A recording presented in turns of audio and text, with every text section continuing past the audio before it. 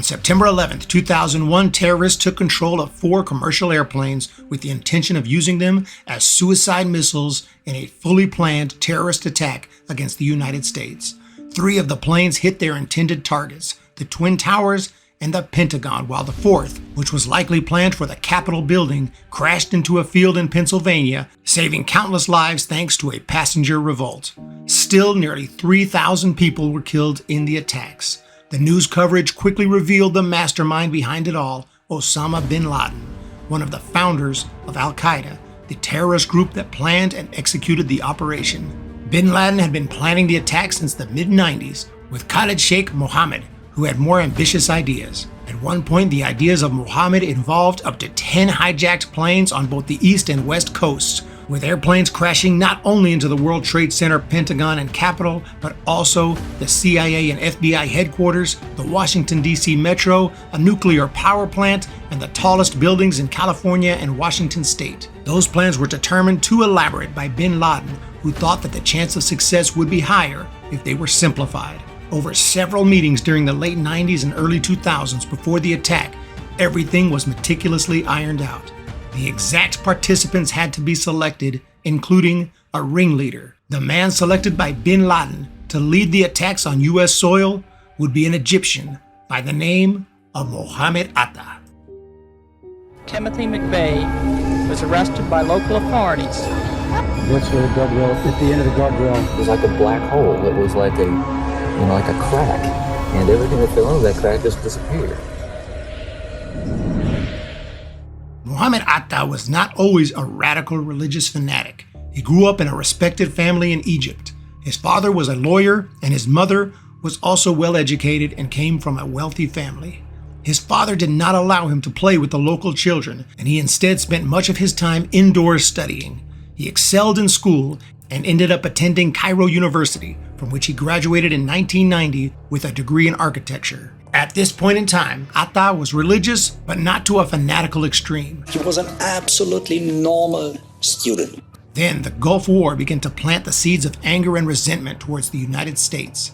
Atta decided, at the insistence of his father, to go abroad for graduate school. The country he would go to would be Germany in 1992. He studied urban planning at the Technical University of Hamburg. While in Germany, his religion grew more and more fanatical as he grew angrier with both the United States and his own country, Egypt. By 1995, he had grown a full beard to display his status as a devout Muslim. The mosque he attended adhered to a harsh, uncompromisingly fundamentalist and resoundingly militant version of Sunni Islam. After a pilgrimage to Mecca in late 1995, Atta returned to Germany more fanatical than ever. In 1998, Atta moved into an apartment in Hamburg with some friends who had similar radical views. They would meet up, along with other local extremists, to discuss their hatred for the United States and Israel and to plan potential attacks. The group became known as the Hamburg Cell. In 1999, Atta, along with 3 other members of the Hamburg Cell, Ramzi bin al-Shibh, Marwan al-Shehhi, and Ziad Jarrah, traveled to Kandahar, Afghanistan as candidates to potentially participate in an upcoming attack on the United States. Bin Laden's deputy, Mohamed Atta, determined that the men were good candidates for the mission since they were well educated, spoke English, had knowledge of Western society, and were eligible for visas. They were sent to meet with bin Laden, who further interviewed the men and ensured that they pledged their loyalty to the mission and were willing to see it through to their deaths. Bin Laden agreed that they were the right men for the job. They accepted the mission, and Atta, the oldest in the group, was chosen by bin Laden to be the leader. The selection process included others besides those in the Hamburg Cell, and a total of 20 hijackers were ultimately selected, but the Hamburg Cell men would each be the leader of their individual missions, while Atta would be the overall ringleader. Atta,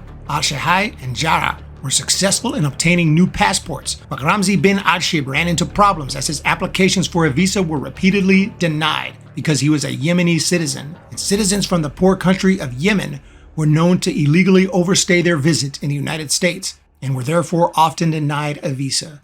Eventually, he was removed as one of the hijackers, but served as a coordinator and continued to support the plot financially. The other 3 began a process to appear less radical by keeping their distance from their fellow extremists and changing their appearance. Hani Hanjour, was identified at an Afghanistan training camp by bin Laden as a competent pilot and was selected to participate in the attacks as the fourth leader. In March of the year 2000, Atta sent an email to over 50 flight training schools in the United States.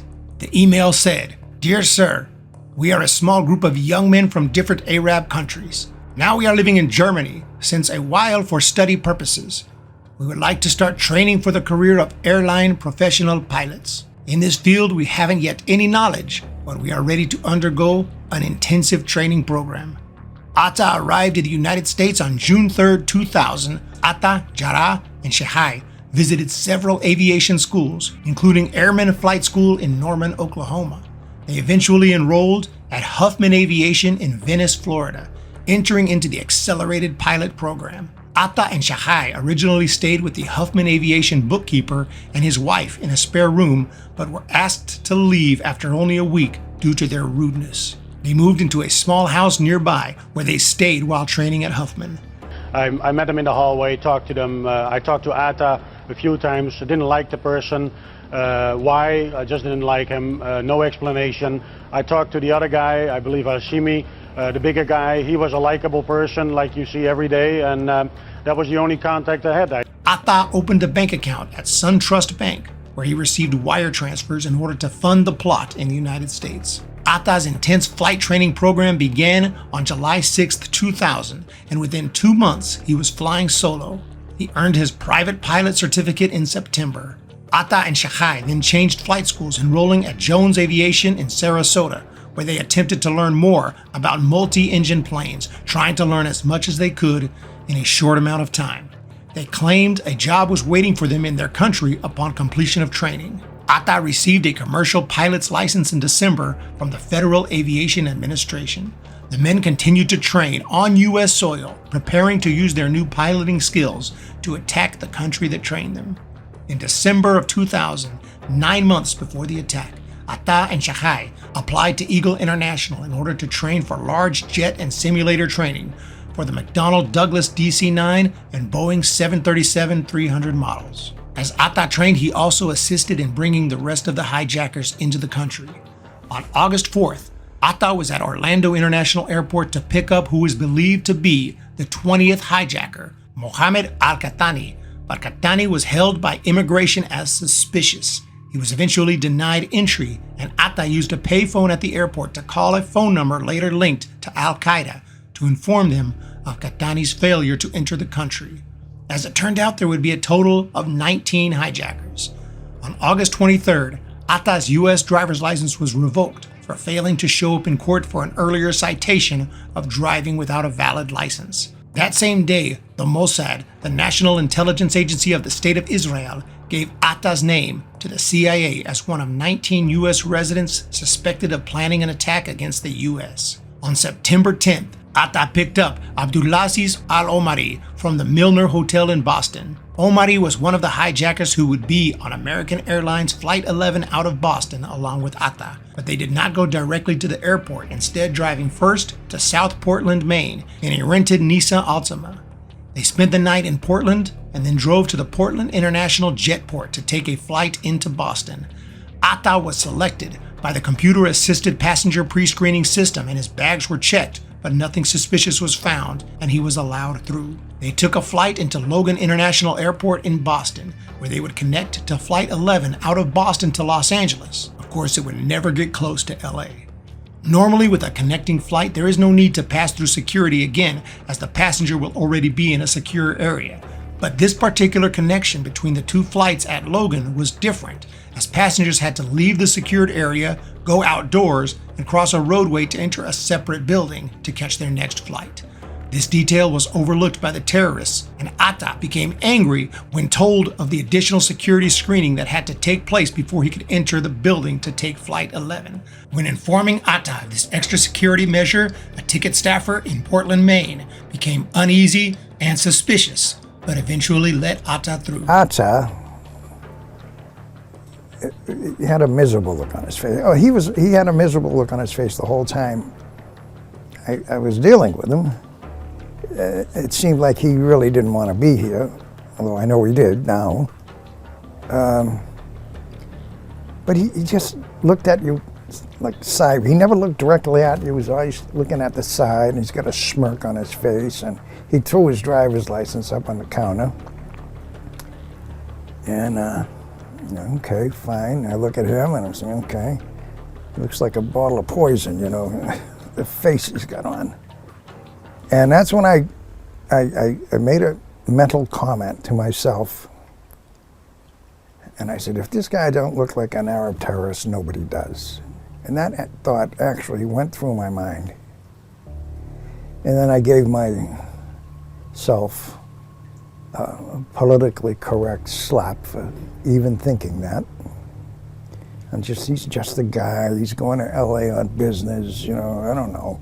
Atta was able to move through security and board Flight 11, along with Omari and 3 other hijackers who arrived together. Only 15 minutes into the flight, at approximately 8:14 a.m., the hijacking began.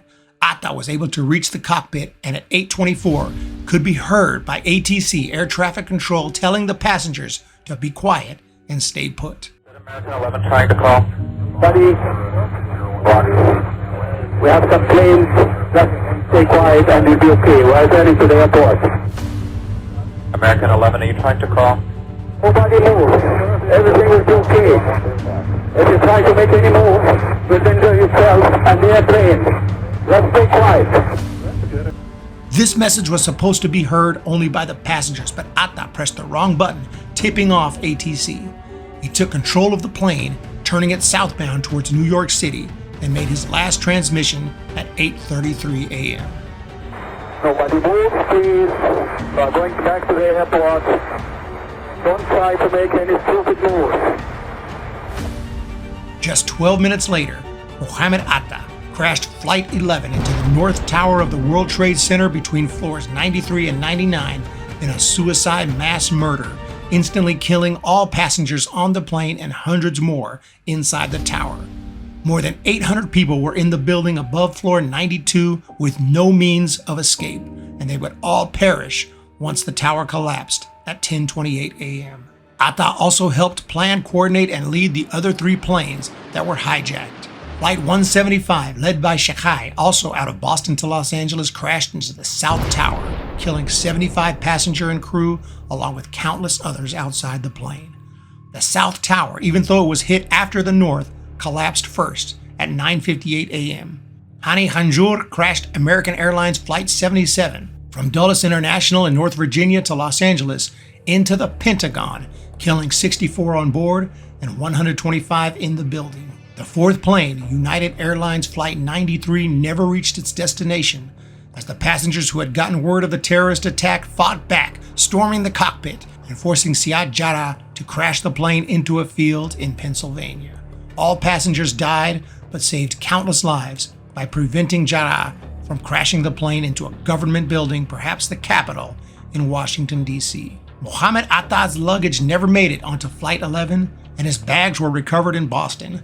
They contained airline uniforms, flight manuals, and his will, which included a list of instructions called The Last Night, detailing the instructions for the last night of a martyr's life, citing spiritual and religious scripture. Multiple psychologists have tried to explain the behavior of Mohamed Atta. Criminal justice professor Adam Lankford, the author of The Myth of Martyrdom, What Really Drives Suicide Bombers, Rampage Shooters, and Other Self-Destructive Killers, believes that the evidence shows that Atta struggled with social isolation, depression, guilt, shame, hopelessness, and rage. He believes that Atta experienced the same struggles as those who commit murder-suicides in the more conventional sense. In Lankford's view, Atta's political and religious views caused him to commit suicide in the way that he did, but they were not the underlying causes of his behavior.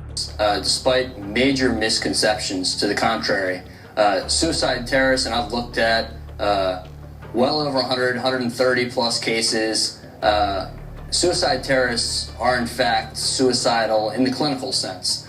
So they actually want to die, and they sometimes suffer from depression, schizophrenia, all sorts of other mental illnesses. The 19 hijackers who all perished on 9/11 were eventually identified. Ramzi, al-Shibh, the would-be hijacker who was unable to obtain a passport but participated in the attack as a coordinator, was captured exactly 1 year after the attack, on September 11, 2002, and to this day is being held at Guantanamo Bay Detention Camp in Cuba. Mohamed al-Qahtani, the 20th hijacker who was not allowed to enter the United States, was captured in the Battle of Tora Bora in December of 2001. He was detained at Guantanamo Bay for more than 20 years. On March 6, 2022, he was flown back to Saudi Arabia and transferred to a mental health clinic. The mastermind, Osama bin Laden, was killed in Pakistan on May 2, 2011, in an operation carried out by a team of U.S. Navy SEALs. Thank you for checking out today's video on the ringleader of the 9/11 attacks, Mohamed Atta. If you are interested in more detailed accounts of this horrific day, let me know and I'll be sure to create more videos and add them to the playlist. If you enjoyed today's video, hit the thumbs up and subscribe button. Have a great day, and we'll talk to you in the next one.